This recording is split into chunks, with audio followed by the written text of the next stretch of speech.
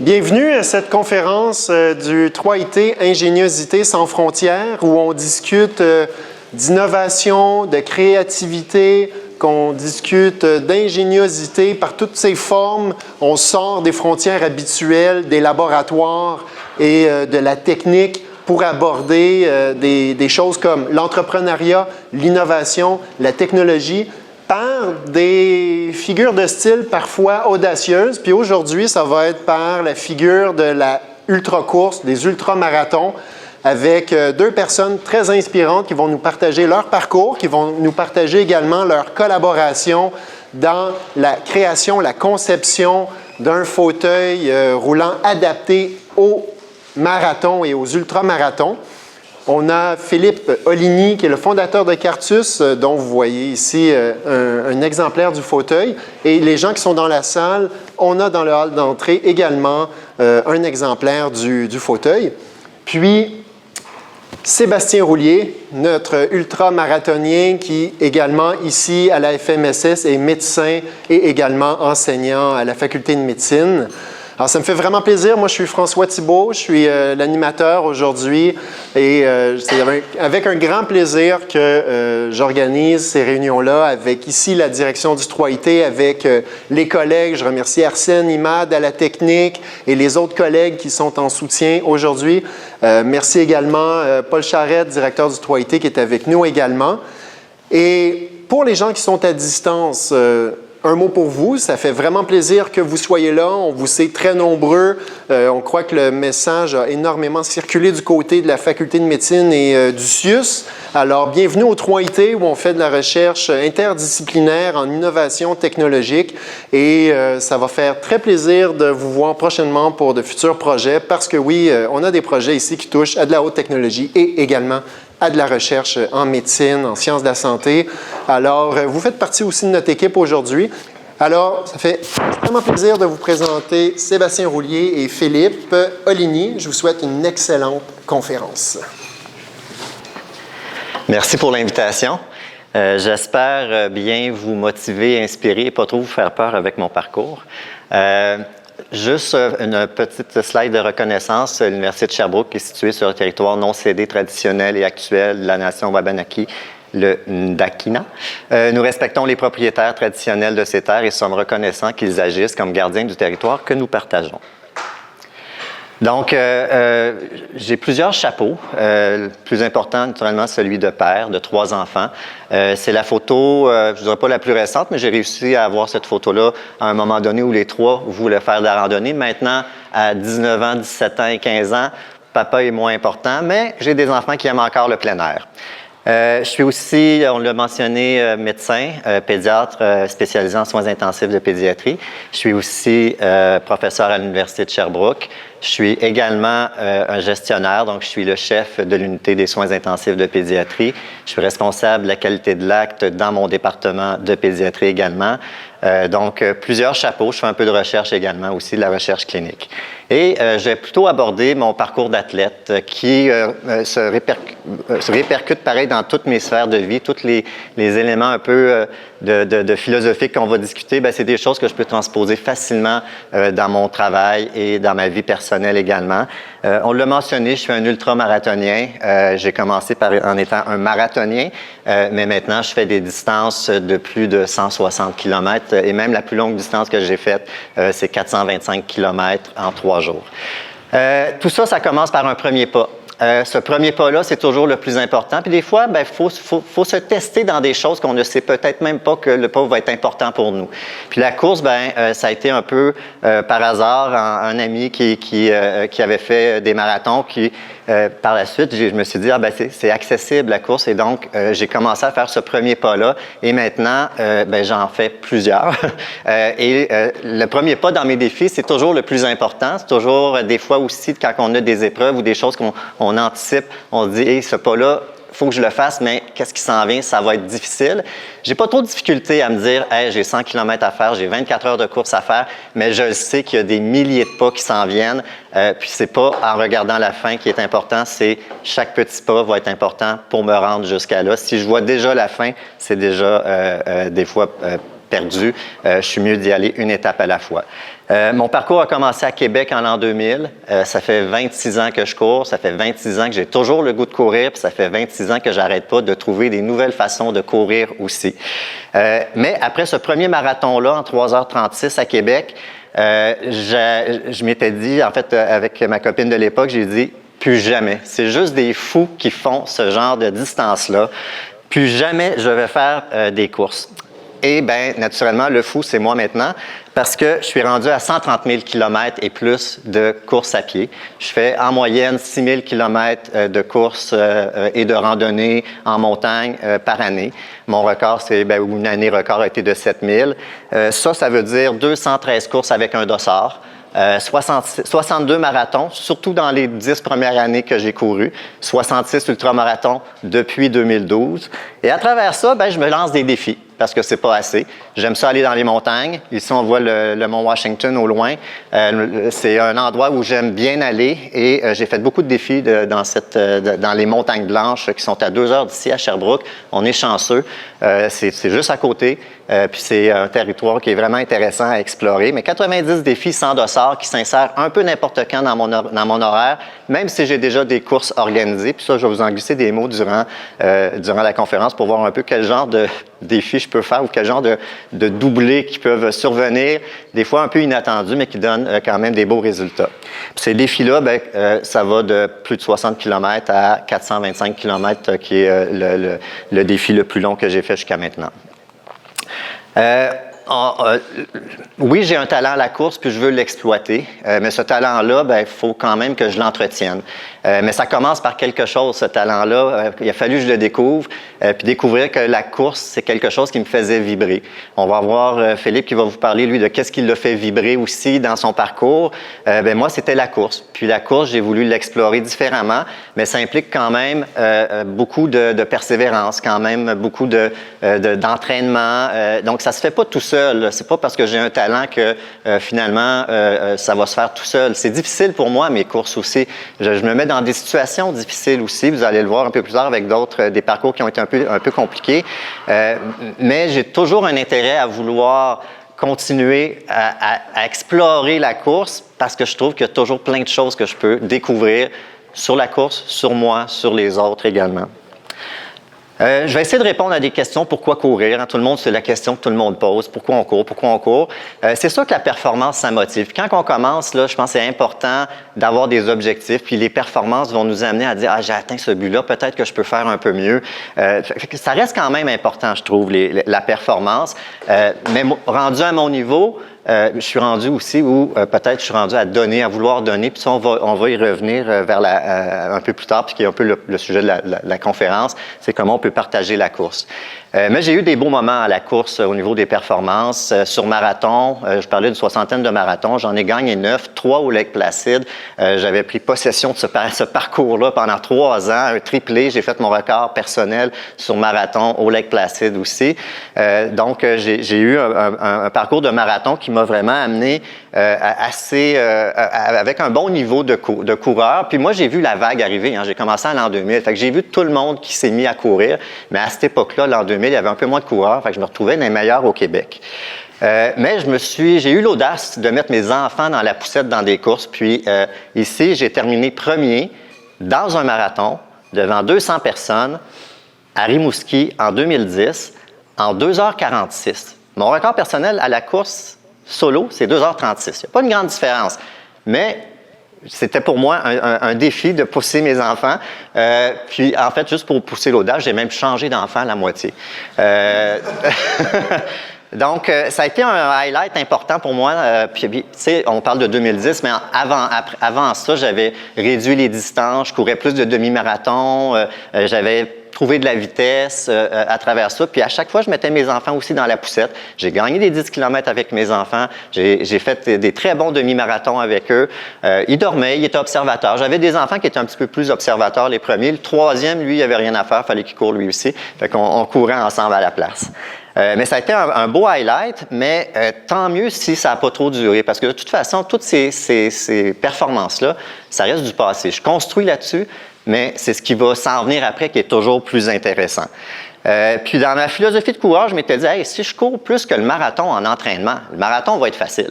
Fait que je me suis mis à courir des ultramarathons tout seul chez moi, à faire des 60-70 km en entraînement. Puis à un moment donné, je me suis dit, hey, je vais faire une course. Tant qu'à faire ça tout seul, on va faire ça à un endroit où il y a d'autres gens. Et à l'époque, il y avait peu de courses sur route en ultramarathon. Puis je me suis retrouvé au Massachusetts, à gauche, à courir le Stone 450, 50 miles, 80 km. Et là, ça a tout changé. En 2011, j'ai fait un virage vers la trail parce que les sensations que j'ai vécues durant ma course en trail ont été telles que je voulais continuer à faire de la trail. Puis il y a vraiment eu un virage complet parce que je me suis mis à faire que de la trail, sauf une course sur route qui était le marathon de Boston que j'ai gardé pendant 15 ans à faire ce marathon-là. En fait, 15 fois que je l'ai fait. Mais ce virage trail-là m'a amené à découvrir plein d'endroits, à redécouvrir la nature, à aimer courir en nature. Je continue à courir sur route pareil, mais ça m'a amené aussi des belles performances parce que, étonnamment, cette découverte-là qui s'est faite un peu par hasard, ben oui, je me suis retrouvé parmi les meilleurs coureurs de l'Est américain et du Canada aussi. Puis, je me suis retrouvé à courir des 80 km. Puis, à un moment donné, ben on va aller plus loin. Fait que, aux États-Unis, la course de prédilection, c'est le fameux 100 miles, 160 km. Fait que, oui, j'en ai fait des 100 miles, j'en ai fait au Québec. Donc, moi, j'ai vu tout l'essor au Québec des courses qui sont apparues. Le Bromont Ultra, par exemple, ici, comme on peut voir la photo à l'automne. Au final, dans tout ça, dans toutes mes courses que j'ai mis un dossard, quand je regarde tout ça, parce qu'on parle de performance, ben une fois sur 5, je me retrouve sur la plus haute marche du podium. Une fois sur 3, je me retrouve sur une des marches du podium, avec des courses à la fois solo et des courses en duo. Les courses duo avec des podiums, c'est beaucoup avec mes enfants. Donc, quand même, quelques fois où j'ai été avec eux sur un podium qui surprenait quand même beaucoup de gens ou qui peut peut-être scier les jambes de beaucoup de gens quand ils me voyaient passer avec la poussette à côté d'eux. Mais bon, ça, c'est les performances. C'est intéressant, ça nous fait avancer. Mais est-ce que c'est ceux-là, est-ce que c'est mes courses avec dossard, avec victoire que je retiens le plus? La réponse, c'est non. Je me suis permis je me suis permis quand même d'explorer la course autrement, mais j'ai eu le privilège à travers ça, puis c'était pas prévu. J'ai pas dit, hey, Sébastien, c'est le temps, on va faire un pic pour arriver dans les championnats mondiaux. Non. J'avais des bonnes performances, j'étais le meilleur Canadien cette année-là. On m'invitait pour être de l'équipe canadienne et j'ai fait des championnats mondiaux dans toutes les disciplines d'ultramarathon qui existent. Il y a probablement 4 personnes au monde qui l'ont fait. Ces championnats-là, c'est des championnats de trail de 75 à 85 km au Pays de Galles, à Annecy, en France, au Portugal.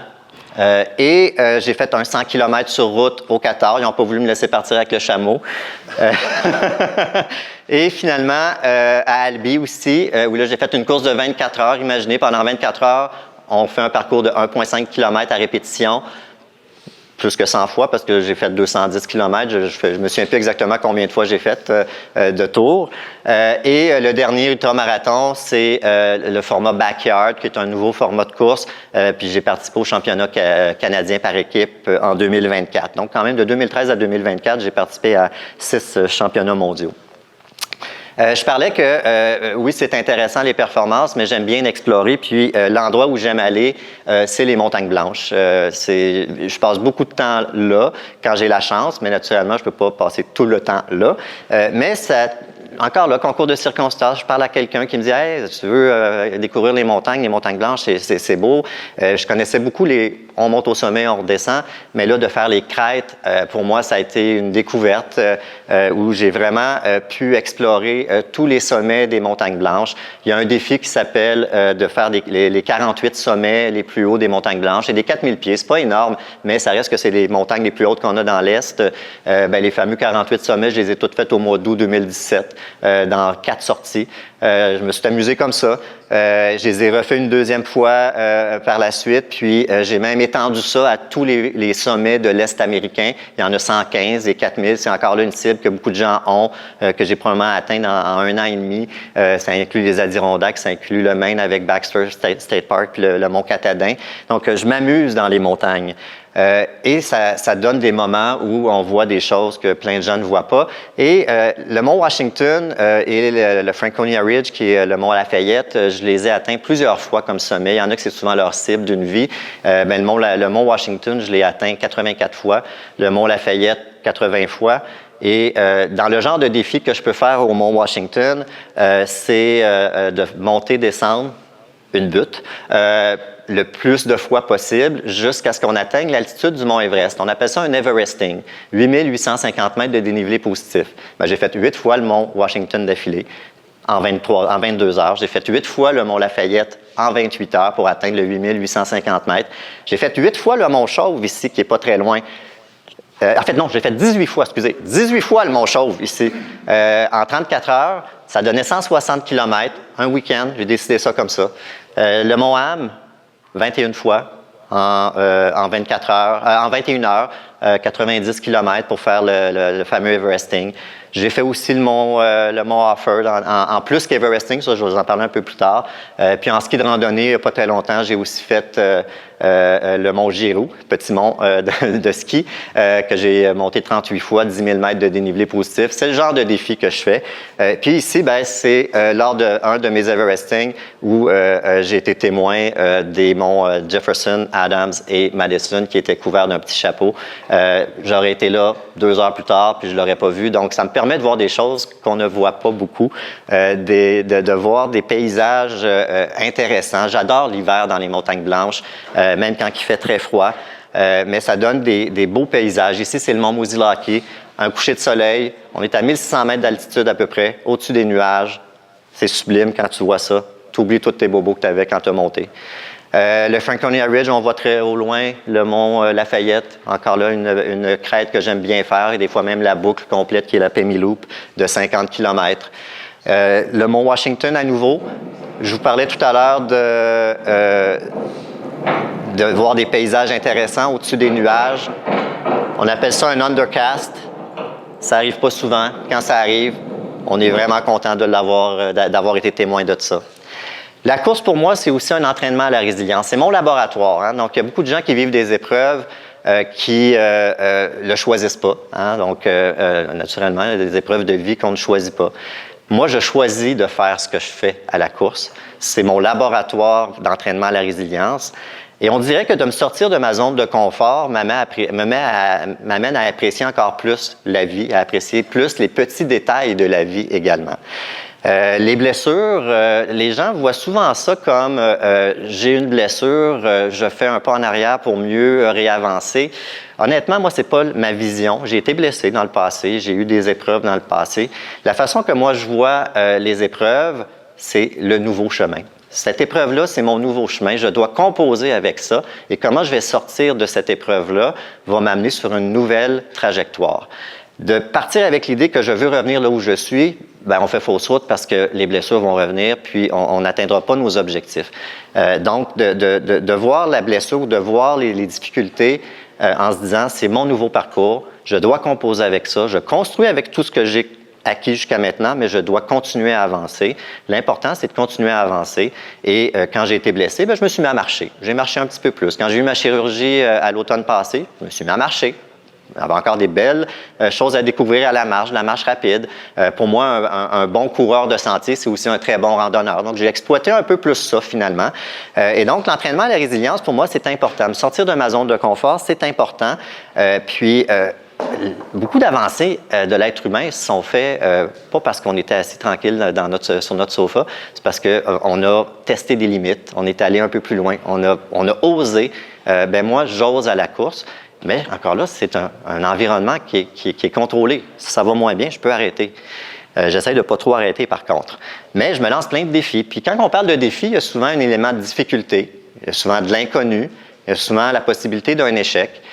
C'est pas une recette gagnante pour beaucoup de gens, mais vous devez le vivre dans votre parcours ici au niveau innovation. Si on veut aller plus loin, on n'a pas le choix de se lancer dans quelque chose qu'on ne connaît pas. Échec est peut-être un mot un peu rude. Je pense que les gens aiment mieux parler d'apprentissage, puis je pense que c'est comme ça que je le vois moi aussi. C'est beaucoup plus des apprentissages quand j'arrive pas à atteindre l'objectif que je m'étais donné. Ici, c'est le Tour du Mont-Blanc. C'est une course en 2016 que j'ai fait. C'est la rencontre internationale de beaucoup de trailers. Je sais pas, hein, quand vous me regardez mon faciès, ça n'a pas l'air aller bien, hein, nécessairement. J'ai le dos courbé, puis absolument quand il y a des photos, là, j'essaie d'avoir le sourire, moi. Mais ici, c'était plus difficile. Ça venait de commencer, la course. Ça faisait moins d'une heure ou deux heures que la course venait de commencer. Je l'ai eu difficile, cette course-là. Mais il a fallu que je change mes objectifs. À un moment donné, tu te dis, ah, ça ne marche pas, mais je veux continuer à avancer. C'est une expérience que je veux vivre. Comment je peux la vivre différemment? Donc, j'ai changé mes objectifs. Rendu à Courmayeur, 80 km de fait. J'ai pris un bon temps de repos. Puis, j'ai bien mangé. Puis là, je me suis dit, gars, on va aller de village en village, puis on va aller explorer à quoi ressemble ce Tour du Mont-Blanc-là. C'est un Tour du Mont-Blanc que j'ai fait en 36 heures. Au bout de 36 heures, 170 km, 10 000 mètres de dénivelé positif, c'est comme ça que je finis ma course. J'ai changé mon mindset, j'ai composé avec ce que j'avais comme ce que mon corps pouvait offrir, puis voilà, j'ai fini avec le sourire et des expériences positives. Oui, on pense toujours au négatif, mais j'ai quand même fini très positif dans cette course-là. Le marathon, pour moi, il est overrated pour sa difficulté parce que les gens dans la Grèce antique, là, ils parcouraient des distances beaucoup plus longues que le marathon. Puis courir un marathon, puis arriver à Athènes, dire on a gagné, puis la personne est morte, puis là, on en fait un gros événement. Honnêtement, ça, c'est overrated parce que les écrits d'Hérodote nous dit que ce même personne-là, le Phidippides, aurait fait 500 km en fait. Il est allé d'Athènes à Sparte, demander l'aide des Spartiates. Les Spartiates ont dit « Hé, non, la Lune n'est pas en notre faveur, on va revenir plus tard, mais retourne-t'en chez toi. » Il est revenu, 500 km, s'est battu, est allé à Athènes, puis là, il serait mort. Donc ça, c'est l'histoire qui reste du Spartathlon. On a une idée à peu près de combien de temps ça a pris, mais c'est une rencontre qui devient un peu internationale, le Spartathlon. Ça fait au moins presque 40 ans maintenant que ça existe, où on retrace le trajet de ce coureur-là, de cet hémérodrome-là, où on lui met une belle petite montagne dans le dernier tiers de la course en plus. Puis, ben, c'est en Grèce, donc normalement, il fait chaud. Normalement, il fait chaud. Mais c'est quand même une course qui est difficile parce que juste te classer pour y arriver, il faut que tu aies des performances. Puis en plus, il faut qu'il y ait un tirage qui peut se faire parmi les pays parce que là, tu as une représentativité des pays. Donc, c'est vraiment vu pour moi comme un championnat mondial presque. Mais je suis tombé dans une année où il pleuvait. Puis il y avait du crachin dans la journée, il y avait beaucoup de pluie le soir. C'était attendu. Fait qu'au matin, parce que ça commençait un matin, donc le lendemain matin, ça a pris 33 heures cette course-là. Le lendemain matin, quand il n'y a plus eu de pluie, je me suis dit, hey, c'est parfait, je vais finir ça, ça va bien aller, on s'en va vers Sparte, puis je vais avoir des petits-enfants qui vont me suivre en vélo comme d'habitude. Ben non. Zorba s'est pointé. Zorba, c'est là finalement qui était prévu. Zorba, c'est qui? C'est un médicane, un ouragan dans la Méditerranée qui a frappé la Grèce à ce moment-là. Honnêtement, n'importe quelle autre course aurait été annulée avec ces conditions-là. Alors, je vous partage les fameuses conditions.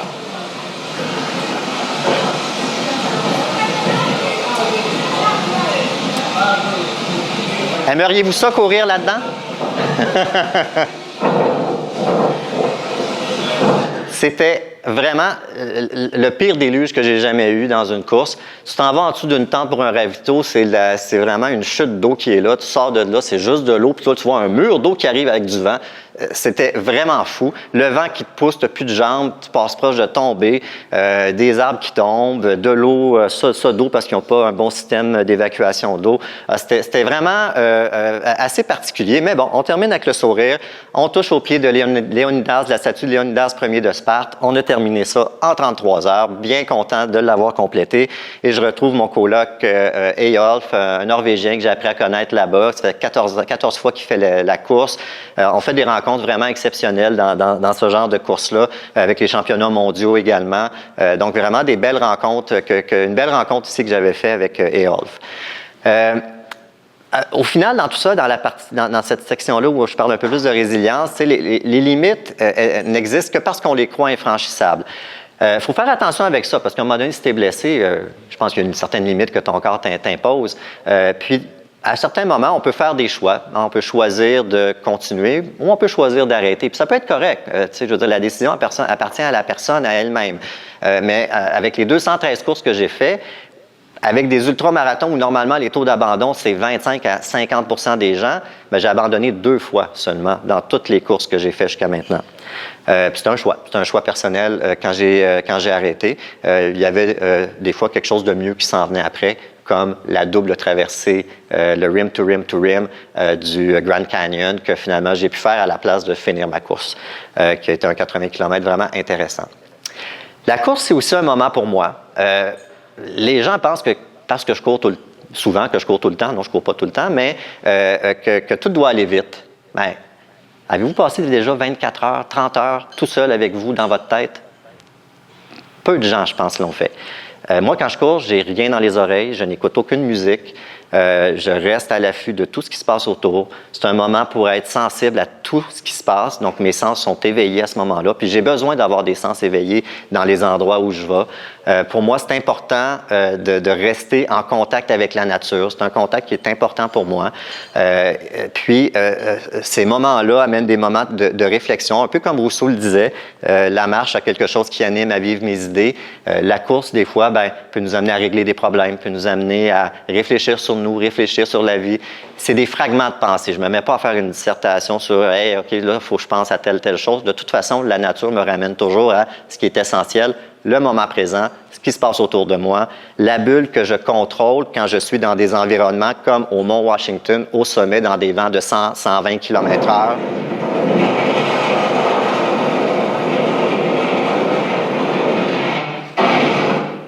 Quand on est au sommet du Mont Lafayette, aussi avec des vents. Ou quand... Oups! Je vais la repartir parce que j'avais oublié qu'il y avait une autre...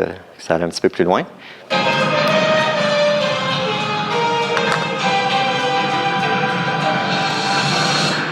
Ou quand on est au sommet du Mont Washington, avec une visibilité quasi nulle. Mes clés sont 15 km plus loin, sur la crête.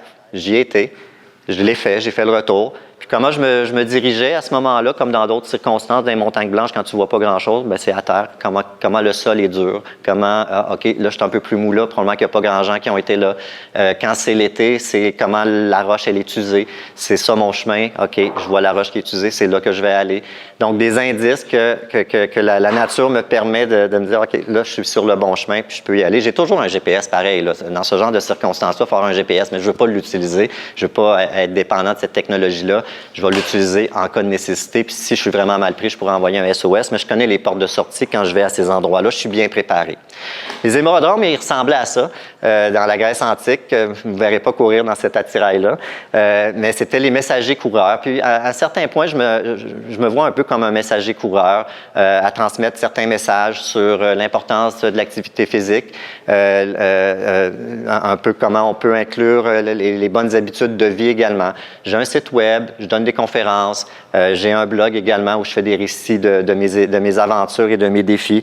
C'est quelque chose que j'aime entretenir, de partager ma passion. Ma passion va être partagée aussi avec plein de gens. Puis je prends juste un exemple très récent. Au Mont-Ham, quand j'ai terminé, je suis allé dans l'accueil. Il y avait un groupe de 6 étudiants du cégep qui étaient là, qui faisaient le Mont-Ham. Quand ils ont entendu parler de ça, hey, là, je me suis fait envahir de questions par eux autres. Il y avait plein de questions sur hey, comment on fait pour faire telle randonnée. Je les ai rencontrés par Teams 2 semaines après. Ils étaient 3 à ce moment-là. Je leur ai parlé des différents sommets au Québec, aux États-Unis qu'ils pourraient faire, comment bien faire. À quelque part, j'ai motivé et inspiré des gens, des jeunes à faire ça.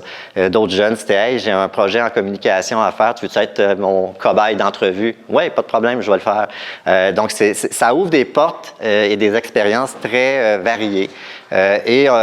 Tout ça, surtout mon implication avec des différentes causes, m'a amené à avoir un mérite estrien il y a quelques années. Les différentes causes, il y en a plusieurs avec lesquelles je me suis associé, incluant Cartus, qu'on va entendre parler un petit peu tout à l'heure, qui a amené donc beaucoup de défis. Puis tout ça m'amène toujours à un livre, le livre des frères Kielburger, qui est le Me to We. Donc, comment on peut s'ouvrir à l'autre finalement dans des projets qui sont très personnels initialement. On peut y arriver à la course, on peut y arriver dans d'autres sphères de vie également. Cette ouverture-là à partager ma passion pour des causes et faire des levées de fonds m'a amené à être le roi de la montagne. 3 années d'affilée, j'ai fait 24 heures au Mont Offord, monter, descendre la montagne sans dormir. Ça a donné 27 montées-descentes, mon record. Donc, c'est 55 minutes montée, 55 minutes montée, descendre, manger, pendant 24 heures avec un dénivelé de 13 200 mètres. Là, on est vraiment en plus que le mont Everest. C'est énorme, 145 km, c'est la moitié en montée, la moitié en descente. Juste voir ça comme ça, c'est quand même beaucoup. Ça sollicite beaucoup les muscles. Puis étrangement, c'est pas la montée qui est le plus difficile, c'est la descente.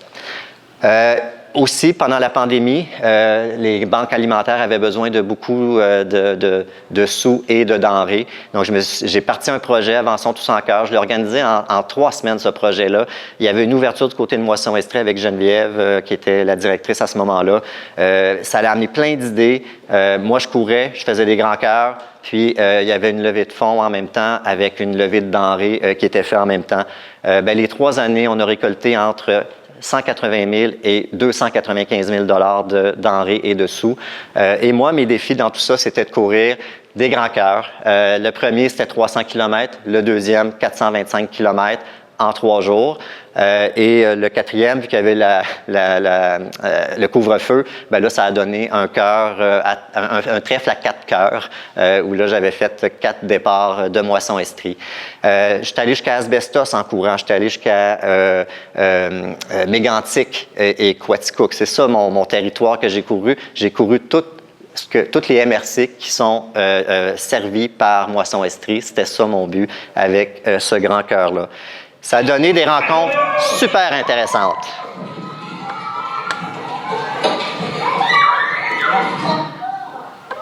Donc, naturellement, j'avais annoncé que j'étais pour passer, puis à plein d'endroits, j'ai été accueilli par des élèves d'une école, donc l'impression de faire une différence dans la communauté. Il y a des gens qui m'attendaient à 8-9 heures le soir à d'autres endroits avec des petites familles, des petites communautés. Ici, à droite, c'est un enfant que j'ai traité aux soins intensifs. Il était à Notre-Dame-des-Bois à mon départ d'une petite nuit de 2 heures après avoir fait ma première journée. Ils ont dit on va courir un petit 500 mètres avec toi. Ils ont fait 5 km avec leur père, les 2 enfants et le père. Toutes des histoires, des petites anecdotes qui parsèment mon chemin. Puis au bout du compte, oui, OK, il y a quelque chose de grandiose, mais ce que je me souviens souvent, c'est les petits détails. Puis c'est ça aussi qui est important. C'est les petits bonheurs qu'on a sur notre parcours qui sont importants, malgré toutes les difficultés, parce que j'avais mal aux jambes, j'avais pas dormi. Mais on oublie ça. On oublie ça quand on voit des sourires, quand on a plein de gens qui nous entourent. Puis je peux avoir des anecdotes pour chacune des personnes qui sont là dans cette photo-là ici. Il y a ma fille qui est là en avant. Elle a été là pour les 3 événements. C'est elle qui a été donc la plus assidue dans les événements Avançons tous en cœur. Elle n'a pas couru tant que ça nécessairement, mais c'est elle qui était responsable des médias sociaux. Mais fière de voir qu'elle aimait ça, faire du bénévolat dans ce genre d'événement-là aussi.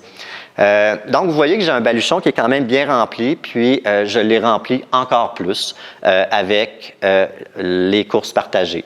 Encore là, concours de circonstances. J'ai un collègue médecin qui me dit « Hey, j'ai un ancien collègue de classe, Marc Terrien, qu'on voit au milieu, qui a parti les courses partagées avec une chaise. Ça pourrait peut-être t'intéresser. » Ah, ben oui, je suis rendu là. J'aimerais ça partager. J'aimerais ça aller courir des courses officielles avec des gens. Ici, c'est plus récréatif. Puis, de fil en aiguille, ça m'a amené à rencontrer Philippe, qui bientôt va prendre la parole. Philippe m'a contacté à peu près à cette période-ci de l'année en 2018. En 2018, il me dit « Hey, il y a quelqu'un qui serait intéressé, parce qu'il savait que je voulais faire des courses organisées. Il dit « Hey, je connais quelqu'un qui serait intéressé. Elle vient de Chicoutimi, mais ça serait pour le marathon de Lévis, 6 mai 2018. Est-ce que tu peux? » On est en mars. J'ai déjà mon calendrier de courses qui commence à s'installer. J'ai dit « Oui, je peux. » Mais juste que tu saches un petit détail, la veille, le samedi, je vais courir un 80 km au Vermont. Mais je vais être là à la ligne de départ à Lévis pour le dimanche. Donc, le samedi, je cours ma course de 80 km, 10-12 heures, je gagne la course, je fais le voyage jusqu'à Sherbrooke, j'arrive le soir chez nous, je dors un peu, je pars, je me souviens pas à quelle heure le matin pour arriver là-bas pour être pas trop en retard. Je pense que je m'étais levé à 4 heures du matin. Et ce matin-là, je rencontre, première fois, je pense vraiment que j'ai rencontré Philippe et ma co-coureuse Marie-Michel. Je vais donc laisser la suite à Philippe pour parler de son parcours pour arriver lui aussi à cette journée du 6 mai. Super. Moi, je suis là aujourd'hui pour parler de Cartus, justement, puis de mon parcours. Je vais prendre des notes parce que je suis un peu moins rodé que Sébastien. François voulait que je sois super inspirant pour les étudiants aujourd'hui. Tough luck. Je n'étais pas rendu là à mon passage en génie il y a de ça quelques années. Donc, qu'est-ce que je peux offrir aujourd'hui? C'est pas tant un modèle qu'un parcours. C'est un parcours qui a eu beaucoup de détours, que j'ai eu beaucoup de doutes puis beaucoup de découvertes. Puis finalement, bien, autant j'ai pu contribuer à améliorer la vie des gens, mais autant moi aussi, ça a été tout un chemin de découverte personnelle. Donc, on vit dans une époque où on veut beaucoup trouver le sens avant même de commencer. Puis moi, bien, ça a été tout l'inverse. J'ai commencé puis j'ai trouvé le sens au fur et à mesure que j'avançais dans mon chemin. Fait que là, on me voit, j'avais un peu plus de cheveux, des lunettes. C'est mon équipe de fin de bac en génie à l'Université de Sherbrooke. Mais juste pour arriver un peu avant ce parcours-là, qu'est-ce qui m'a amené en génie? Au début, quand je suis rentré à l'université, je suis rentré en finance. J'étais un gars talentueux. Je voulais utiliser ces capacités-là pour bien réussir dans la vie. Mais finalement, j'ai réalisé que c'était pas mon endroit. En 2008, en pleine crise du subprime, pas capable de trouver de stage. Puis finalement, il y a une nouvelle super banale que j'ai vue à RDI qui disait qu'à cause de la spéculation sur le prix du riz, il y avait 1 milliard de personnes qui n'allaient pas pouvoir s'alimenter. J'ai dit, ça, c'est pas fait pour moi. Je veux contribuer à la société, mais d'une façon plus positive. Fait que j'ai regardé les programmes, puis j'étais comme, ben génie mécanique, ça a l'air intéressant. On fait un peu de conception, on fait de l'électronique, un peu de gestion de projet. Je me suis dit, ma boîte à outils va être bien garnie pour avancer puis contribuer positivement à la société. Donc, j'ai fait ce pivot-là, pas nécessairement par vocation, mais je suis allé sur une intuition. Nécessairement, j'avais les compétences aussi. Il faut quand même, c'est quand même un programme difficile pour justement bien, construire cette boîte à outils-là. Puis là, ben là, je parlais de mon parcours, tu sais, qui n'était pas tant inspirant. Je pense qu'on parlerait à des gens de ma cohorte, puis tu sais, je pense pas que je détonnais du lot. Ce que je sais, par exemple, c'est que j'ai toujours eu un petit trouble de position. Cartus m'a permis de comprendre de où ça venait ça. Puis finalement, c'est pas tant un trouble de position que j'ai beaucoup de difficultés avec le statu quo. Fait que peu importe l'endroit où je vais me retrouver, je vais essayer de faire mieux, je vais essayer de trouver des façons de bien faire. Puis finalement, bien, l'expérience de Cartus, puis mon expérience professionnelle après, bien, va m'avoir permis de canaliser cette énergie-là dans peut-être une vocation plus positive. Au lieu de chialer, bien, je me suis dit, bon, on va construire, puis on va construire mieux, puis de façon aussi plus rassembleuse. Donc, le développement de Cartus, ça a été vraiment un chemin que j'ai emprunté pour découvrir cette facette-là de moi. Puis là, après ça, bien là, on a comme renversé ça complètement de bord. Puis finalement, je pense, là, mon souhait maintenant, c'est d'en inspirer d'autres à peut-être mieux faire, puis utiliser ces compétences-là pour le bien de la société. Si je fais un peu une synthèse du projet, on a ici Marc Terrien. Sébastien l'a introduit. Donc, Marc Terrien, c'est un neurologue, un coureur de grande distance. Puis à un moment donné, il s'est réveillé puis il s'est dit, comment je pourrais partager cette passion-là que j'ai? Puis je pense sur la base de l'intuition de tous les bienfaits qu'il y avait de faire des courses de longue distance à des personnes à mobilité réduite. Donc, il a contacté Patrick Doucet à l'époque. C'est devenu un projet de fin de bac. Vous ne me voyez pas sur la photo, c'est normal. Je n'ai pas fait partie de ce projet original-là. J'avais le choix de choisir le projet, les amis. J'ai choisi les amis parce que je savais qu'on passerait beaucoup de temps ensemble puis beaucoup de nuits blanches sur notre projet. Mais je n'ai jamais perdu l'intérêt de ce projet-là. Je trouvais ça hyper intéressant. À chaque fois qu'il y avait des présentations, tu sais, je voyais bien le potentiel. Puis les étudiants qui ont partagé ce projet-là, ils ne souhaitaient pas poursuivre. Fait que avec leur permission, j'ai dit, bien, moi, j'aimerais ça parler à Marc. J'aimerais ça qu'il y ait une suite. Je me souviens, à leur dernière présentation, j'ai eu l'intuition de me dire, ce projet-là est tellement intéressant qu'il faut qu'il soit disponible pour toutes les personnes à mobilité réduite sur la planète. J'étais déjà ambitieux. Je ne savais pas dans quoi je m'embarquais, mais c'est un peu la genèse de ça. Donc, encore là, il n'y avait pas nécessairement de sens ou de volonté de faire tout un déploiement d'entrepreneurial de projet. C'était plus une intuition de se dire comment je peux amener ce projet-là dans la matérialité, en produits commercialisables pour les gens dans la société. Mais là, je vous parle de Cartus. On parle de Cartus de course en duo depuis tantôt. Je vais quand même prendre le temps de faire mon pitch entrepreneurial. C'est quoi Cartus? Dans le fond, c'est un fauteuil roulant adapté pour la course et le plein air. Le fauteuil a 3 roues. Ça, c'est la version qu'on vend actuellement. Là, il y a comme un système de direction qui fait en sorte que c'est super facile à pousser. On peut prendre des gens avec quand même assez lourdes. Il y a des freins à disque pour rassurer les gens, puis toutes sortes de petits détails d'ingénierie qui font que c'est un produit qui est tant intéressant à l'usage, mais qui est aussi facile à utiliser, qui n'est pas cher. Puis ça, c'est une thématique qui va revenir aujourd'hui. Essentiellement, c'est à la fois un produit simple, mais complexe. Des fois, arriver à la simplicité, c'est quand même un bon défi. Maintenant qu'il existe, là, on prend ça pour évident, mais ça a été quand même un beau projet de design qui permet de rendre le plein air accessible.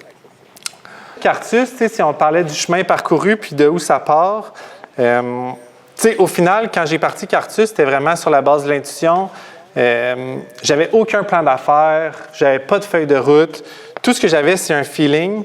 Un des premiers Cartus que j'ai assemblé, c'est dans mon appartement. Il y avait des pièces partout, des outils partout. Ma blonde de l'époque capotait. J'avais eu beaucoup d'explications à donner. Finalement, pour être capable de livrer à des clients, les premières ventes qu'on a faites, là, ça, c'est le prototype qu'on voit. J'avais littéralement fait un rendu fonctionnel, puis j'étais assis dans la cuisine des gens, puis je dis, dans 4 mois, c'est ça que je vais vous livrer. Finalement, ça m'aura pris 5 mois. Si c'était à recommencer, je ne ferais pas du tout de la même façon. J'ai encore des frissons à savoir comment tout est arrivé, tout était aligné, j'ai tout commandé de fournisseurs différents.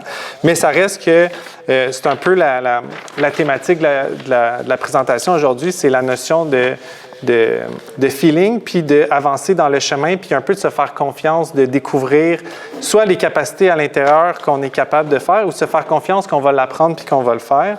Au début, quand j'ai parti ça, moi, je pensais faire 50 % de mon temps en conception puis 50 % d'autres tâches. À ma grande déception, partir une entreprise, j'ai peut-être fait 5 % de conception dans mes tâches. J'ai tout appris. J'ai appris le marketing, les ventes, la comptabilité, à mon grand dame. Puis finalement, je faisais très peu de conception, mais c'est pas grave parce que ces apprentissages-là étaient multidimensionnels. Puis il y a beaucoup d'apprentissages finalement qui me permettent justement d'être meilleur maintenant comme leader pour aider soit des organismes ou aider Cartus à croître. Au début, le Cartus, puis on va parler beaucoup de la dimension course à pied aujourd'hui, mais tout le focus était là-dessus. Mais finalement, on enchaînait les événements de course, les records, mais finalement, je me suis aperçu que c'est peut-être pas ça nécessairement la notion de Cartus. Pour faire une genèse, ici, on a encore là Marc Terrien avec son père René Terrien qui a beaucoup participé au développement des courses partagées. Au début, c'était l'enthousiasme, les nouveaux projets, avoir un fauteuil ici fait à Sherbrooke, de l'Université de Sherbrooke, qui permettait à des gens de vivre des nouvelles aventures.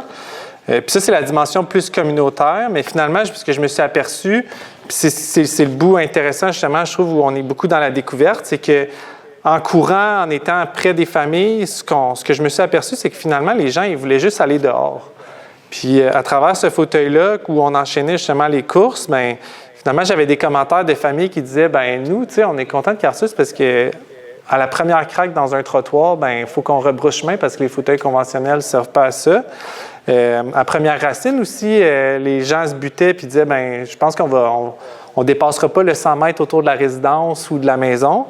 Puis, à travers cette expérience-là, tant personnelle qu'avec la communauté, là, c'est là qu'on a fait un pivot. Puis, ce que j'ai réalisé, c'est que Cartus, c'est pas juste la course, c'est pas juste les records, c'est aussi la notion de juste marcher, juste sortir dehors, juste être ensemble. Il y a comme une dimension très importante aussi sur briser l'isolement.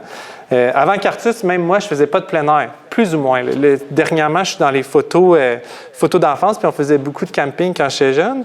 Mais j'ai eu un virage, puis j'ai arrêté de faire du plein air. Puis c'est aussi ce qui est hyper intéressant avec Cartus, c'est que sur la base de feeling, tu sais, je courais pas. Souvent, j'en parle avec Sébastien. J'ai fait un demi-marathon dans ma vie, puis j'ai dit plus jamais. Moi, ça m'intéresse pas.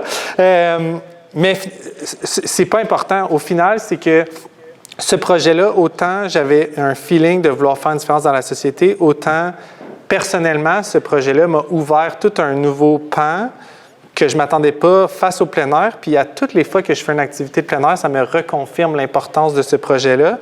Surtout la dimension de l'usage et du coût. Je vais en parler plus dans la deuxième portion, à quel point c'était important pour moi.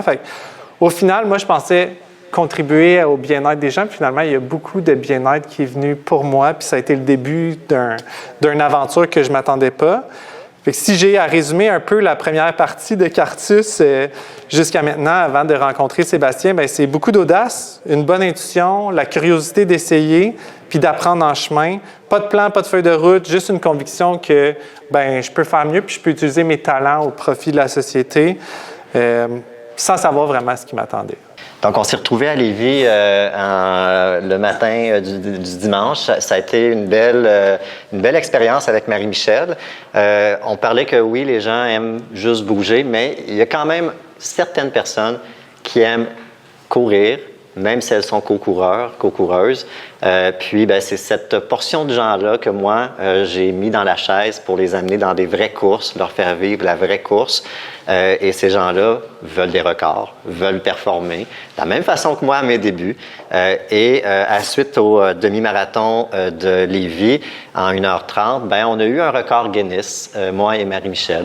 Elle était bien heureuse. L'équipe de Cartus aussi, même si c'est peut-être pas vers ça que les gens voulaient étaient intéressés à aller, là, de ce que je comprends de Philippe. Et on s'est retrouvés aussi au marathon de Montréal. Je peux te laisser un peu parler de comment tu as vu ça le début avec... Ben oui. Ben, juste revenir une slide, là. Si vous saviez à quel point les premières fois que Sébastien partait en course, j'étais stressé, parce que autant j'avais confiance à mon fauteuil que j'avais mis sur pied, Sébastien, c'est lui qui a fait les premières très longues distances en Cartus. Fait que des fois, il me disait « Ah, Philippe, je vais rentrer, je pense, en genre 1h30, 1h35, ou la première fois, c'est peut-être 1h29. » Puis là, je vois 1h29, puis il n'est pas là, puis je suis comme « Est-ce qu'il est arrivé quelque chose? Il est arrivé quelque chose? » Puis là, je voyais Sébastien partir, je suis comme ah, « OK, non, c'est bon. » Finalement, il battait le record Guinness. Fait que c'est sûr qu'on était très heureux de ça. Ouais, le marathon de Montréal, il y a une place très spéciale.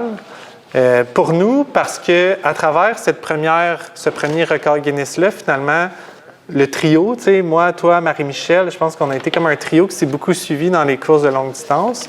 Marie-Michel, puis là, je ne veux pas réduire l'impact de d'autres personnes que j'ai croisées dans l'aventure Cartus, mais Marie-Michel a un impact significatif dans mon expérience de Cartus parce que ça a été parmi les premières à, s'acheter un fauteuil. Puis à ce jour, je ne pense pas mentir, mais j'ai pas vu aucune co-coureuse avoir autant la passion de la course à pied puis du marathon. Puis ça a été une des personnes où j'ai vu l'impact significatif, puis ça se réduit à quelque chose d'aussi simple que ses souliers de course. Moi, j'en parle, j'ai encore des frissons. Tu sais, quand on est arrivé au marathon de Montréal, la première chose que Marie-Michel m'a dit, « Philippe, check, j'ai des nouveaux souliers de course. » Puis honnêtement, c'est les plus beaux souliers de course que j'ai jamais vus de ma vie. C'était des New Balance avec des motifs d'espace dedans. Moi, ça m'a beaucoup marqué parce que, tantôt, on va en reparler un peu, mais quand c'est rendu que les co-coureurs s'achètent des vêtements de course, je pense que ça démontre tout l'impact que ça a dans l'attachement qu'ils ont à ce sport-là. Puis, au final, c'est pas juste les performances qui comptent, je pense que c'est beaucoup l'expérience, c'est beaucoup ce que tu as partagé avec Marie-Michel. Oui, puis Marie-Michel, elle écoutait toutes les émissions de course avant même ça. Donc, vraiment, quelqu'un d'inspirant que j'ai été chanceux d'avoir sur mon parcours aussi. Puis, on va vous partager un reportage, 2 minutes environ, de Radio-Canada qui résume quand même assez bien l'expérience de ce marathon-là à Montréal en 2018. Puis juste vous mettre un peu en contexte, 2018, le marathon, c'est en septembre. Moi, j'ai déjà une course qui est organisée depuis très longtemps. C'est la course qui va être avec Zorba.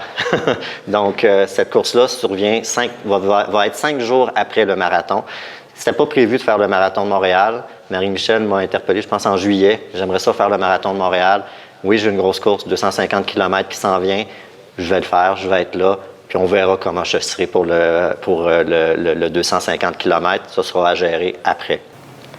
Donc, avec ça, on a eu un record Guinness qu'on a battu de 30 minutes. On était bien contents, moi et Marie-Michel. Puis, ça nous a qualifiés pour le marathon de Boston.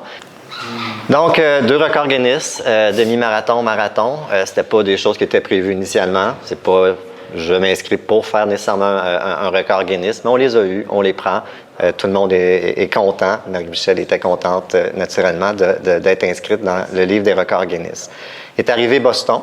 Une belle expérience, ça aussi. Je ne sais pas si tu veux raconter un peu, toi, comment tu l'as vécu, Boston. Moi, j'ai adoré ça de A à Z. C'est sûr qu'on a manqué des petits bouts. Tu sais, le bout super touchant avec son manteau, je pense que c'est quelque chose qui va rester marqué. Nous, on est partis avec mon père et ma mère, puis on vous a accompagnés, tu sais, à partir du début jusqu'à la fin. Encore là, toujours le même stress de checker le temps, se dire « Ah, il est arrivé quelque chose? Est-ce que tout va bien? » Mais tu sais, finalement, je pense que Boston est particulier avec le Heartbreak Hill puis les autres coureurs. Là, mais... C'est particulier. Il y a un départ du haut.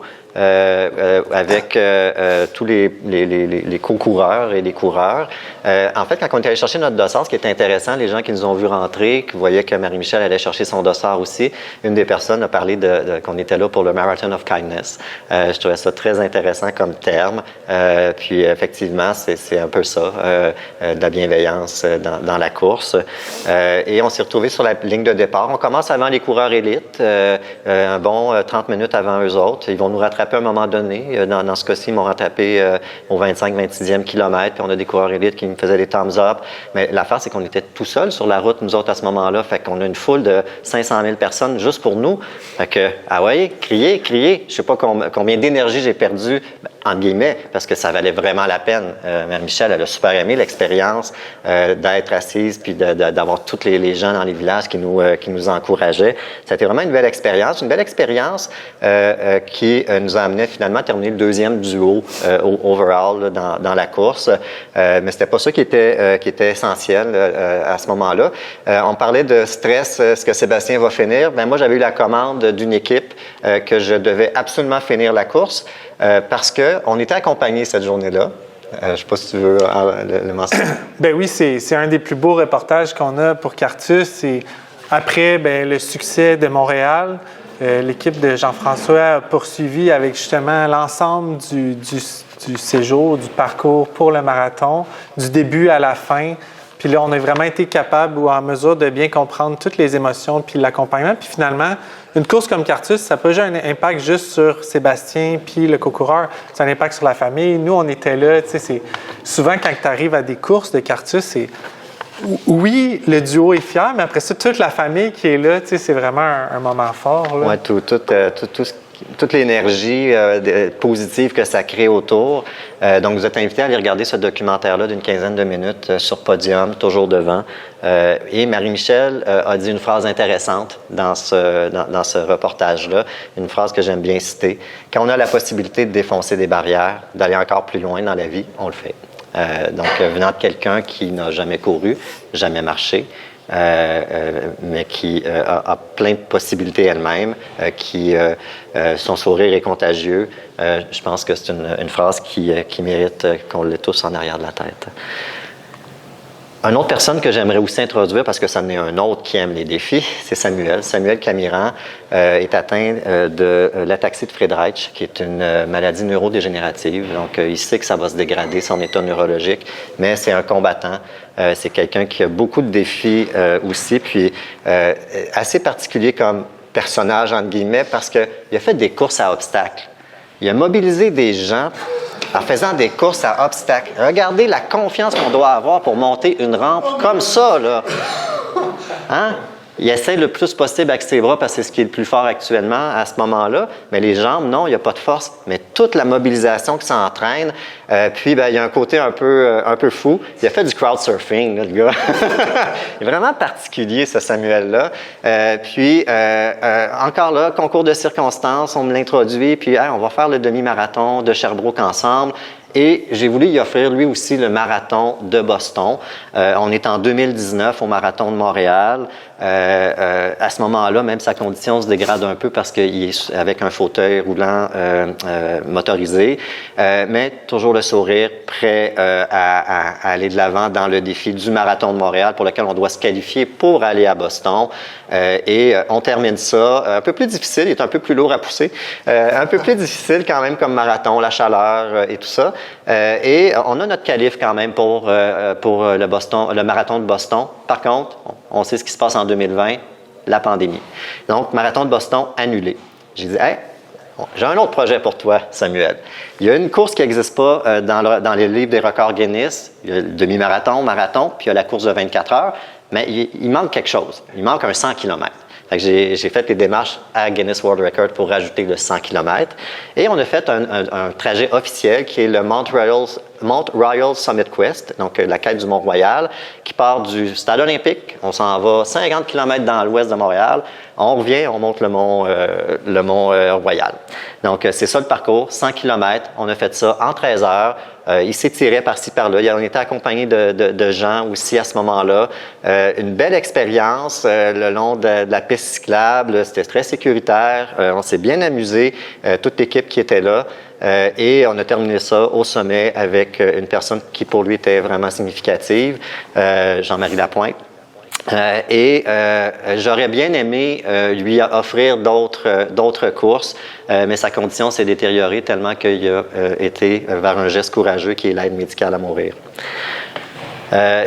Le 24 heures me trottait dans la tête quand même, donc j'ai organisé un événement 24 heures autour du Lac des Nations. Vous connaissez le Lac des Nations ici, donc on tourne en rond, mais moi pendant 24 heures, je veux pousser quelqu'un. Fait qu'il a fallu que j'organise un horaire parce que 24 heures de temps, on ne peut pas avoir quelqu'un longtemps, malgré que Marie-Michel est restée très longtemps dans la chaise à se faire pousser. Mais j'ai alterné des co-coureurs et j'étais toujours en mouvement pendant 24 heures sans dormir. On a eu des couchers de soleil, un coucher de soleil intéressant et une belle mobilisation. Où tout le monde se sentait inclus dans toute cette activité-là qui a été vraiment intéressante. Eh bien, j'ai fait 53 tours du Lac des Nations, 185 km en 24 heures, qui est un record non officiel de Guinness World Record parce qu'il y a des sous à débourser. À certains moments, ça devient un peu compliqué avec Guinness, là, mais c'est un record non officiel. Avant ça, c'était 161 km. C'est un peu toutes les courses que moi j'ai fait avec les courses un peu plus qui a amené un peu de représentation, un peu de réussite avec les Guinness World Record. Puis je pense que je vais te laisser continuer un peu sur l'autre partie. Ben oui, moi j'ai pas l'habitude, mais aujourd'hui on m'a demandé de parler de moi. Fait que je vais le faire. Pour poursuivre avec toutes ces belles aventures-là, tu sais, je pense à Sam. Sam, moi, j'ai aussi fait le Mont Ham avec Angela, qui est quand même super cool. Puis, je sais pas si tu viens, mais dans le 100 km, tu as aussi comme porté assistance à quelqu'un en cours de route. Oui, je l'avais pas mentionné, mais il y a quelqu'un qui a perdu connaissance en tondant son gazon. Il faisait chaud.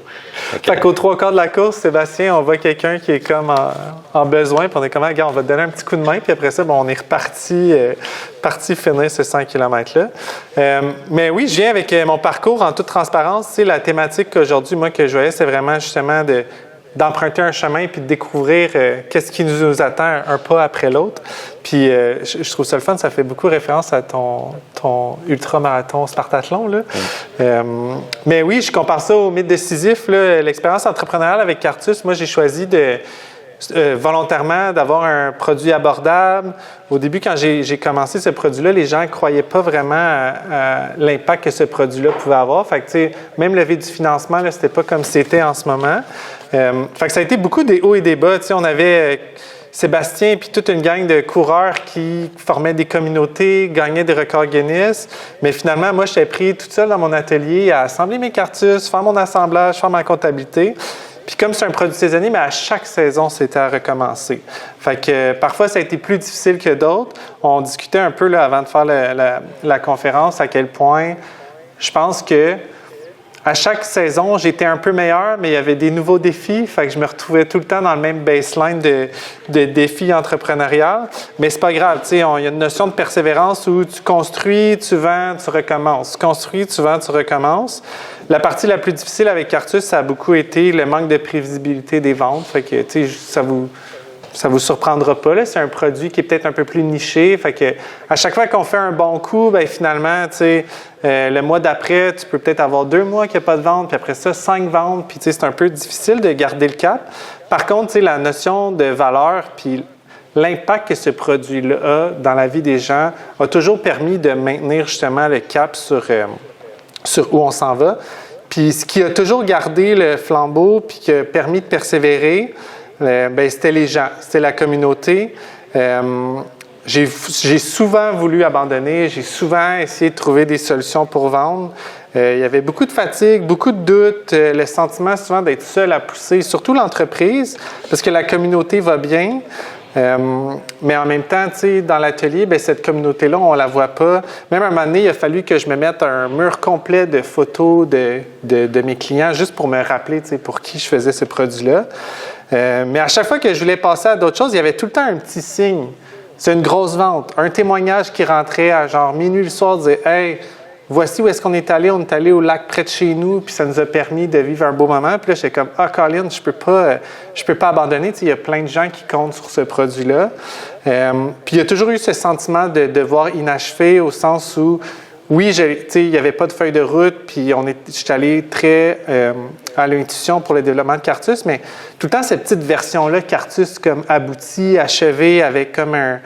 puis je revenais plus tard, mais avec comme des fonctionnalités un peu plus avancées. Puis ce sentiment-là, ce feeling-là, bien, c'est essentiellement ce qui a drivé l'expérience en Cartus. Fait que là, ici, vous voyez, là, je le fais moins parce que j'ai moins de temps, là, mais tu sais, de pouvoir partager des moments, aller livrer les Cartus avec les gens, c'est vraiment ça la partie la plus intéressante pour moi de cette expérience entrepreneuriale-là, ou de permettre à des communautés, justement, de vivre des moments. Par exemple, là, on voit sur la photo de gauche Françoise qui est dans le fauteuil. Tu sais, le premier jour de sa retraite, elle tombe à moitié paralysée, beaucoup d'isolement. Puis finalement, son frère, Pierre, qui est avec le chandail noir, était beaucoup impliqué dans le club de course CCC. De peine et de misère, il a convaincu sa sœur de se présenter à une course avec le club. C'était un 10 km. Puis finalement, au premier pas où la course a commencé, autant elle boudait avant de commencer, elle s'est mise à chanter puis à avoir les bras dans les airs. Puis cette expérience-là a permis au club d'acheter un fauteuil finalement puis de partager ça. Puis c'est le genre d'histoire justement qui nous permet, peu importe les défis puis les difficultés de cette expérience entrepreneuriale-là, de pouvoir poursuivre. Ce que j'ai aussi apprécié à travers Cartus, tu sais, je parlais beaucoup de découvertes pendant qu'on avançait dans le chemin, c'est d'avoir ce pas de recul-là pour comprendre que des fois, bien, la performance, c'est une dimension, mais l'expérience, ça l'est aussi beaucoup. Souvent, avec, tu sais, Marie-Michel, je pense que c'est un bon exemple. Les gens disent « Ah, mais la personne dans le fauteuil, est-ce qu'elle pousse? Est-ce qu'elle travaille? » Puis, tu sais, on associe beaucoup la qualité d'une activité à la performance, mais finalement, Cartus, ça m'a démontré que, bien, il y a plus que juste la performance, il y a aussi l'expérience qui a été vécue. Marie-Michel, c'est un bon exemple, puis toutes les personnes qui partagent des moments à Cartus, c'est ça, tu sais, puis je pense que Sébastien, c'est un bon ambassadeur parce que toi, tu as partagé ta passion comme personne, puis, tu sais, les souliers de Marie-Michel, c'est un bon exemple, c'est qu'à un moment donné, oui, on partage la performance, mais on partage aussi les émotions, les paysages, les virages, toutes ces sensations-là qu'on a quand on court. Puis finalement, ça m'a posé un regard sur moi-même, ma pratique de plein air, puis la pratique de plein air des autres. Au final, tu sais, pour quelqu'un, si ce n'est que de faire 500 mètres dehors, qui est 400 mètres de plus que ce qu'il a l'habitude de vivre, bien, c'est peut-être mission accomplie. Fait que les fauteuils Cartus, c'est un peu ça que ça permet. Puis c'est comment on peut adapter notre expérience à la capacité de chacun et pas l'inverse, pas imposer la qualité d'une expérience. Puis au final, ce qui nous rejoint tous, coureurs, marcheurs, personnes en fauteuil, accompagnateurs, c'est la même chose. C'est le dépassement de soi, c'est la persévérance, c'est l'aventure. Puis c'est un peu là-dessus que moi j'ai pivoté, puis ma vision de Cartus a pivoté. Puis je parlais de ma pratique de plein air, bien, là, les deux se nourrissent. Ma vision de Cartus est nourrie par ça et mon expérience de plein air est nourrie aussi par cette dimension-là. Fait qu'ici, on a comme l'aspect très communautaire qui est aussi hyper important.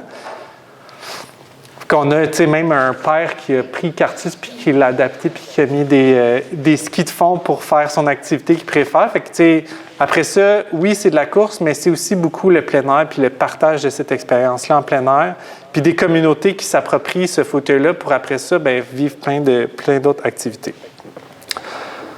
Petit virage personnel après là dans Axe à Grimpe. Je vais faire un peu de promotion pour Axe à Grimpe. Moi, j'ai dit tantôt, j'aime pas ça courir. J'ai essayé. Je fais des fauteuils roulants pour la course. Fait qu'au début, j'ai vraiment essayé de partager ces moments-là. Puis j'ai eu plein de belles aventures, mais visiblement, c'était pas mon sport favori. Fait que je suis tombé par hasard sur l'escalade adaptée. Il y a un organisme qui cherchait des moniteurs. J'étais là, bien, il cherchait à former des moniteurs. J'étais comme, bien, moi, je vais le faire, mais si on peut, à la place, inspirer des gens passionnés d'escalade de faire ça, bien, ils vont pouvoir partager leur passion puis faire de l'escalade adaptée. Mais finalement, c'est moi qui ai été pris au jeu. J'ai fait la formation de moniteur d'escalade, puis là, j'ai découvert un sport que finalement, j'ai eu la piqûre. Fait que je me suis mis beaucoup à faire d'escalade adaptée. Puis la notion, justement, entre Cartus puis l'escalade est très similaire où on essaie d'adapter l'activité à la mesure de chaque personne. Puis, cette expérience-là a toujours encore plus renforcé cette vision de rendre le plein air accessible, mais dans les capacités des gens. Fait que pour certaines personnes à mobilité réduite ou qui ont des maladies dégénératives ou des aînés, l'escalade, c'est peut-être une activité qui est peut-être trop difficile ou intense, mais le simple fait de sortir dehors, tu sais, des fois, les gens, leur dépassement de soi personnel, ça va juste être d'oser s'asseoir dans un fauteuil Cartus. Il y en a, leur dépassement dans une autre journée, ça va être de faire 1 kilomètre à l'extérieur, que les gens ils se présentent au monde avec leur handicap et leurs limitations, mais qui arrivent quand même à vivre cette expérience positive-là. Puis toute la dimension d'escalade adaptée m'a amené ça. Fait que finalement, des expériences comme Cartus qui semblaient super,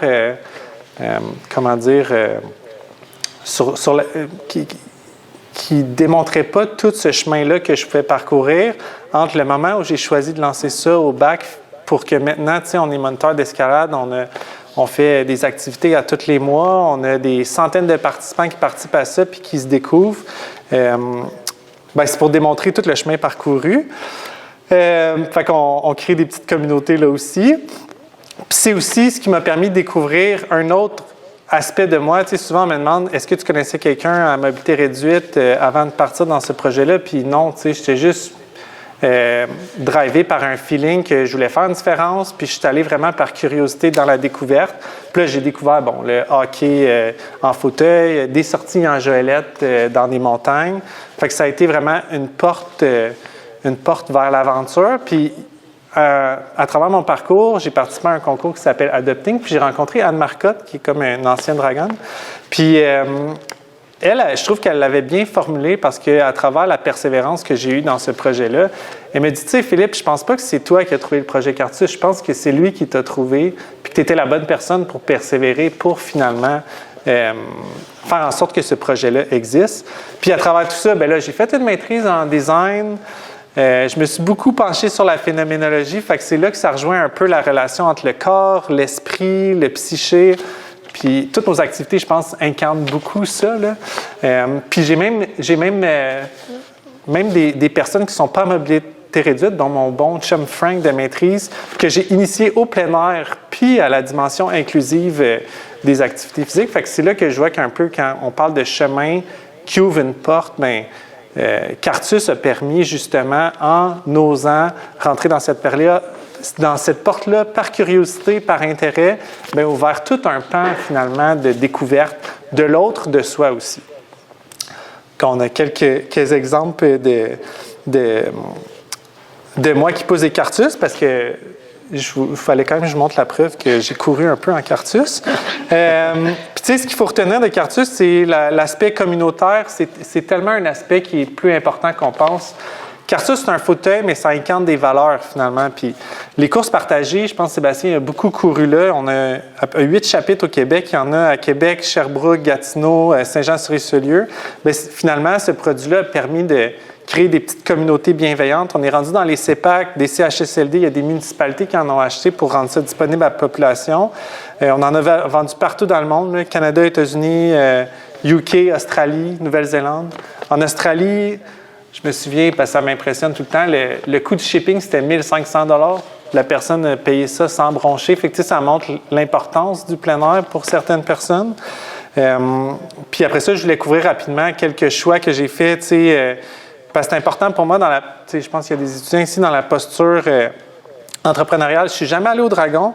Pourquoi? Parce que je pense que ce n'était pas un bon contexte pour Cartus. Cartus, moi, tous les entrepreneurs à qui j'ai parlé de ce projet-là, ils me disent « Philippe, tu ne vends pas assez cher. » C'est unanime, là, comme je suis un peu le mouton noir encore là, mais pour moi, la mission est tellement importante que quand on parle d'accessibilité au plein air, le prix en fait partie. Puis si moi, il faut que je fasse des sacrifices, je vais le faire parce que la mission est trop importante pour ça.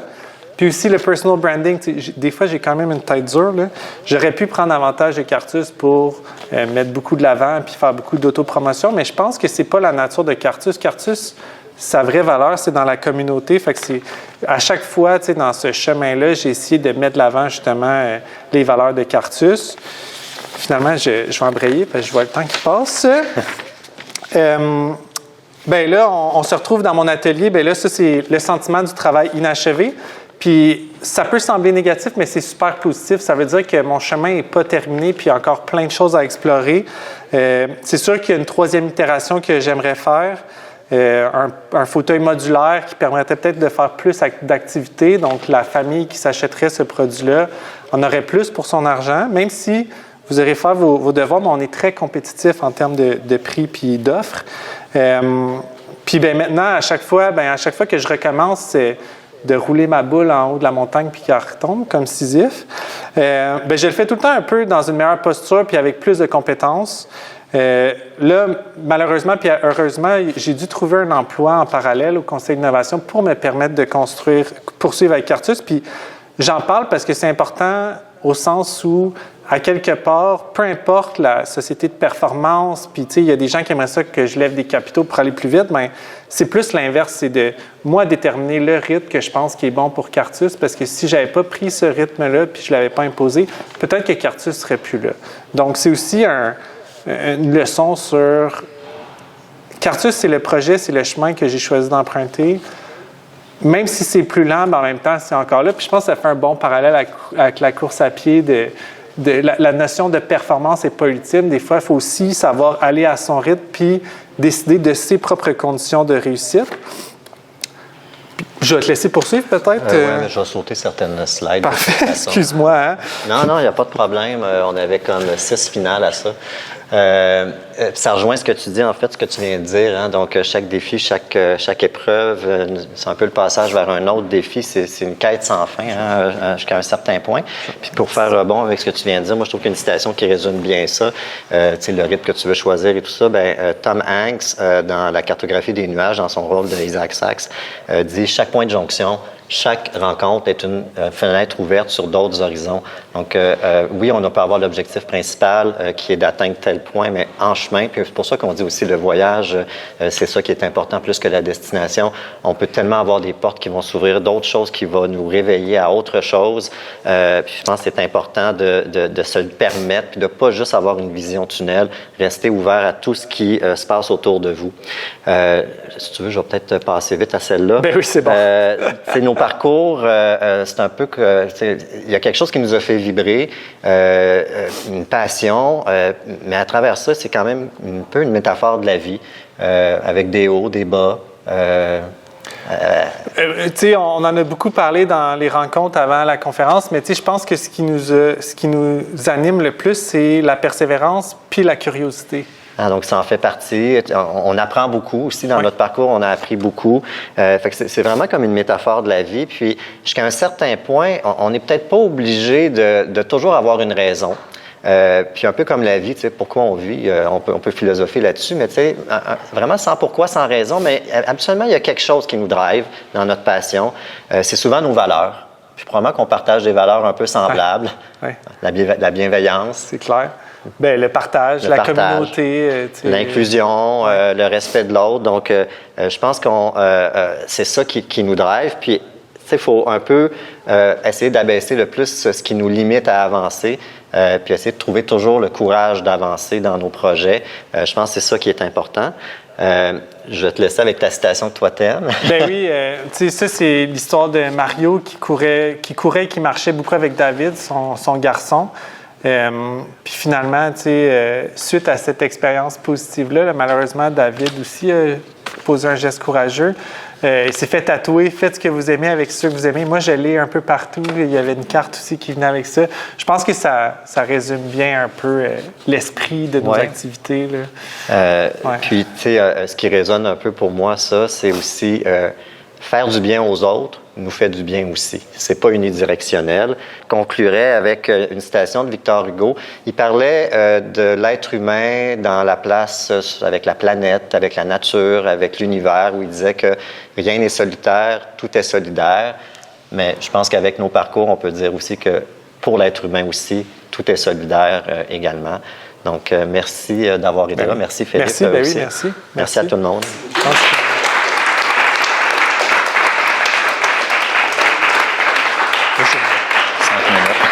J'ai une rencontre à demi en plus. Ah, ouais, OK. Si je parle assez fort, les gens à distance, vous allez m'entendre. On a le temps pour prendre, commencer une question ici dans la salle, puis une question à distance. Là, allez-y sur n'importe quel sujet qui vous inspire là-dedans. Prenez-le par le bout que vous avez envie. En tout cas, moi, ça me parle que, comme tu disais, qu'on décide d'entreprendre, d'innover, de courir, de se dépasser, c'est surtout de réussir à apprendre quelque chose sur le monde, sur les gens, sur soi-même en le faisant, puis de ne pas nécessairement se fixer des idéaux irréalisables, c'est de se mettre en mouvement, puis d'être ouvert sur ce qui se passe en même temps autour de nous, là.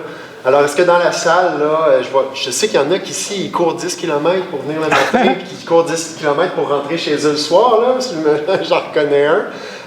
Y a-t-il des questions de course, d'entrepreneuriat, d'innovation, Oui. Je vais répéter la question ensuite. Quelqu'un de vous deux répétera pour... Ouais. Parfait. Merci pour la présentation, c'était super intéressant.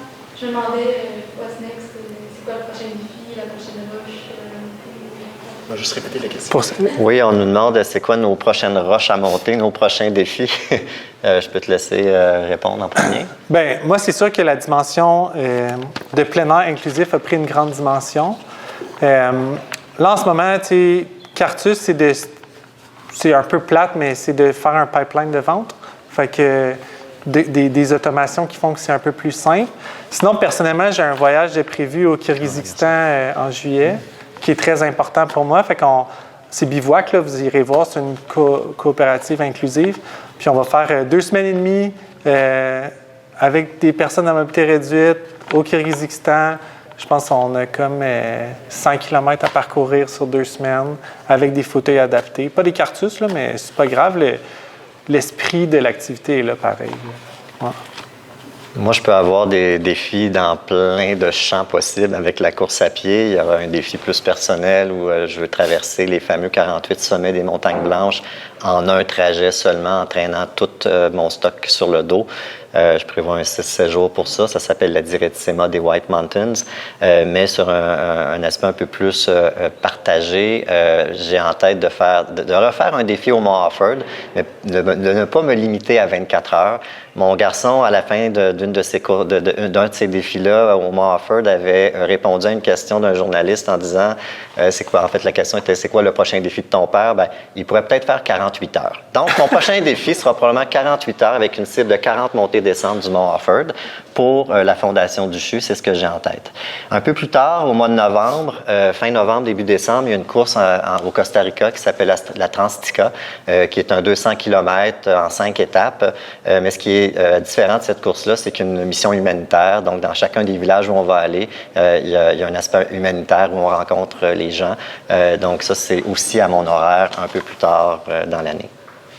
Merci beaucoup. Est-ce qu'à distance, on a quelque chose, question? Pas de question. Plus un commentaire. Merci pour la présentation. Très inspirant. Je dois basculer sur. Alors, on avait des gens là, de peu partout. Est-ce qu'ici en salle, il y a encore quelqu'un qui aurait question? Oui, on va. Comment vous trouvez votre équilibre avec autant de projets? Comme la famille, le travail, le sport, faire les projets fous un peu? Répétez la question. Oui, donc on nous demande de comment on trouve l'énergie, puis peut-être comment on réussit à avoir l'équilibre à travers tous les différents défis qu'on peut faire.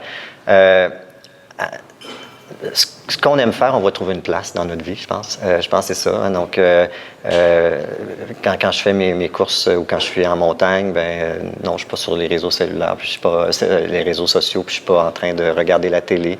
J'ai choisi de faire ça. C'est mon bloc important. Je marche un peu par bloc, hein, parce que j'ai quand même beaucoup de chapeaux aussi en médecine. Puis là, aujourd'hui, mon bloc, c'est ici à présenter. C'est ça qui est important. Puis je vais donner tout ce que j'ai à donner pour la présentation, la conférence. Un peu plus tard, ce sera autre chose. Puis, je suis capable de faire ce switch-là aussi. Hein? Donc, il arrive quelque chose de difficile au travail, bien, je suis capable de... pas que je minimise tout ce qui pourrait arriver avec des décès même d'enfants, mais on dirait que je suis capable on passe à autre chose. Il y a autre chose de maintenant. Il y a quelqu'un d'autre qui a besoin de moi. Ma famille a besoin de moi. C'est ça qui est important. Je suis avec mes enfants. On fait quelque chose. J'ai un concert avec mon enfant. Bien, c'est ce moment-là. Il est précieux. Il est avec lui. Puis, on n'aura pas le cellulaire dans les mains pour finalement que je ne puisse pas en profiter autant. Là. Moi, je peux répondre une réponse différente, mais je pense que Sébastien est très discipliné et très bon là-dedans. Moi, je ne peux pas dire la même chose. Mais moi, personnellement, je suis comme en mission. Là, fait que c'est des montagnes russes. Puis il y a des moments où je vais être très, très engagé. Tu sais, je peux faire des 28 jours de travail, entrepreneuriat, bénévolat. Puis là, à un moment donné, il y a une journée, je vais crasher puis je ne vais rien faire. Achalez-moi pas. Puis là, après ça, je repars. Puis à un moment donné, on trouve une cadence là-dedans. Je pense aussi d'y aller à son rythme, là, mais je pense que tu es très discipliné là-dedans aussi. Là. Moi, c'est beaucoup des coups. Des fois, il va y avoir des périodes où c'est plus tranquille, mais d'autres fois, des périodes, ça va être vraiment intense. Mais c'est un choix que j'ai fait. Puis à cause de la nature de la mission que je me suis donnée, tout est plus comme facile à accepter. Des fois, des sacrifices, des choses comme ça. Là. Ouais. Ben, merci beaucoup. Ah, OK. Dernière question. Dernière, merci, oui. C'est vraiment intéressant. Merci beaucoup. Faire un peu background dans l'escalade inclusive et le ski inclusif. Dans ma expérience, il y a toujours deux défis. C'est l'adaptabilité à des capacités différentes et l'écoute. Est-ce que vous avez la même expérience? Et tu as déjà dit un peu dans ta vision que tu veux plus adapter à différents sports. Oui, c'est la question. C'est aussi plus moins cher parce que c'est plus de possibilités. Est-ce que vous avez dit différentes idées de réussite? C'est une super bonne question. Fait que la question, c'est comment on arrive à adapter des activités, puis après ça, la dimension du coût. Fait que par exemple, sur l'exemple de l'escalade adaptée, on a des méthodes avec des systèmes de poulies là, qui fait en sorte qu'on peut aider les personnes à grimper. Puis le sweet spot, c'est de quand même faire en sorte que la personne travaille fort, parce que l'escalade, ça reste un sport qui est très difficile. Fait qu'elle soit capable d'avoir son expérience de dépassement de soi, mais qu'on peut l'aider dans cette perspective-là. Là, nous, on a la chance d'avoir Accès Grimpe, qui est un organisme au niveau du Québec qui peut acheter l'équipement. Parce que les systèmes de poulies, cordes, etc., c'est quand même coûteux. Pour Cartus, il y a deux réponses. Moi, pour ça, je dis que je ne suis pas un bon entrepreneur parce que moi, je ne pousse pas la vente. Quand il y a des courses partagées ou des organismes qui achètent des fauteuils, c'est les ventes que je suis le plus content parce que je sais que c'est le plus de personnes possible qui vont en profiter. Souvent, ce qui arrive, c'est qu'une famille va les utiliser ou les emprunter un peu, puis ils vont voir l'impact que ça a dans leur quotidien, puis là, ils vont s'acheter un fauteuil, puis là, c'est mission accomplie. Fait que souvent, moi, quand j'ai des clients qui m'appellent pour acheter un fauteuil, je les réfère d'abord à l'aspect communautaire, puis c'est important, puis c'est le développement que je souhaite le plus faire. Puis à un moment donné, les gens vont s'acheter des fauteuils. Puis pour dernière nuance, qui est super importante dans la notion de plein air inclusif, c'est qu'il faut le voir comme un funnel. Puis il y a beaucoup de gens qu'il faut juste amener à être conscients que même s'ils sont à mobilité réduite, c'est possible pour eux de faire une activité en plein air. Pour beaucoup, cette idée-là n'est même pas concevable. Puis Cartus, souvent, pour bien des gens, je l'ai vu, c'est juste la première étincelle. Dans une expérience d'escalade adaptée, moi, j'ai une personne que je connaissais qu'il y a 1 an qui était très sédentaire. On l'a convaincu de faire du Cartus. Elle a fait une saison de Cartus avec des coureurs. Mais cet échange-là, les coureurs viennent avec leur énergie. Là. Ils sont comme inspirants. Ils donnent envie de bouger. Il y en a sûrement d'entre vous qui vont avoir envie de courir après avoir vu la conférence de Sébastien. Mais l'autre année d'après, ce que ça a fait, cette bougie d'allumage-là, c'est qu'elle s'est dit « Ah, je pourrais essayer de faire de l'escalade ou je pourrais essayer de participer moi-même à la course, mais en poussant. » Puis c'est tout le temps ça qu'on veut. Fait que, je ne sais pas si ça répond un peu à ta question, là, mais... Ouais. Et si on peut, si tu as des plans d'adapter le Cartus ou s'il y a des besoins de l'adapter à différents champs aussi? Bien, moi, j'ai fait le choix d'aller dans le standard. Faire des versions custom pour les sous que j'avais, je pense que ça aurait été un piège. C'est trop de travail. Fait qu'on a fait un modèle standard qui convient à beaucoup de gens. j'ai choisi de le vendre un peu moins cher parce que je me suis dit la différence de budget que les gens ont sur un autre équipement, ils l'adapteront selon eux. Mon souhait à long terme, c'est plus de faire une version modulaire où tu achètes un cartouche de base, puis tu peux intégrer des options à plus bas coût, mais qui te permettent de maximiser ton utilisation. Fait que hiver, monter des montagnes, peu importe. C'est où j'aimerais ça, le cartouche. Ouais. Merci beaucoup tout le monde. Merci d'avoir été là. La conférence d'aujourd'hui sera disponible aussi en rediffusion. Alors, restez alerte. Vous pourrez partager dans vos réseaux aussi pour les gens qui n'avaient pas eu l'occasion d'être là si vous voulez revoir. Et si vous avez des commentaires, des questions, vous pouvez venir nous voir après. Merci aux gens qui étaient à distance. On a des mots d'appréciation. On parle de gratitude, de bienveillance, tout ça. Alors, merci beaucoup. Bon après-midi, puis bonne continuation dans vos projets, puis osez avancer, comme nos conférenciers ont dit, vers l'inconnu, puis laissez le chemin aussi vous façonner. C'est pas tout n'est pas connu quand on avance. Alors, bonne chance. Merci.